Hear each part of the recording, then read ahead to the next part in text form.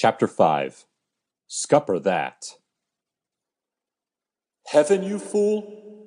Did you ever hear of any pirates going thither? Give me hell, it's a merrier place. Thomas Sutton, a member of Black Bart Roberts' crew, on being asked whether he expected to go to heaven when he died. Pirate myths.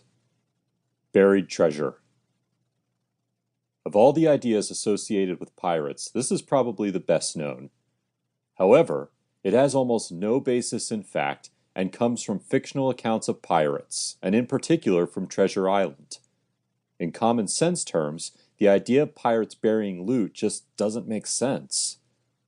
The pirate life, as Black Bart Roberts explained, was merry but short.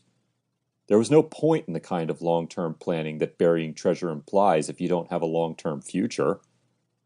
Pirates in possession of loot were far more likely to spend it as quickly as possible on alcohol, female company, and carousing than to bury it. This also doesn't make sense on another level. If the crew of a pirate ship, or ships, buried treasure in some remote place, every member of crew would know where the treasure was located. There would be nothing to stop any member of the crew returning later and digging up the treasure for themselves.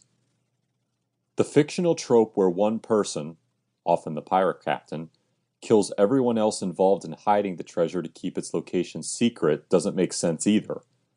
If only one person was left, the survivor wouldn't be able to operate a sailing ship of any size on their own, and therefore would not be able to escape. Most of the myths of buried pirate treasure come from fiction, though there was one case where a pirate captain did bury treasure for a very specific reason, and this has helped to encourage belief that this was a widespread practice. Captain Kidd was a Scot who settled in New York City around 1685.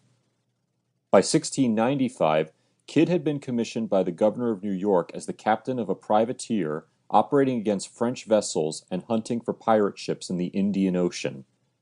Kidd was almost completely unsuccessful at either, and, frustrated, he began to attack merchant ships of any nation.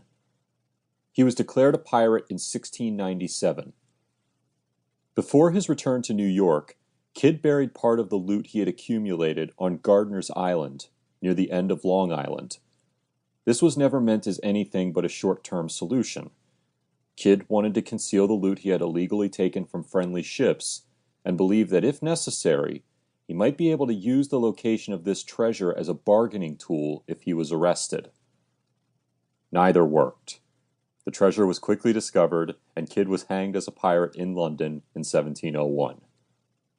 However, the treasure recovered from Gardiner's Island was worth somewhere in the region of $14,000.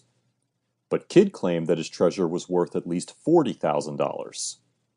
Some historians have assessed the loot captured by Kidd as being worth closer to $400,000, which has led to intense speculation that the remainder of Kidd's treasure is buried somewhere else.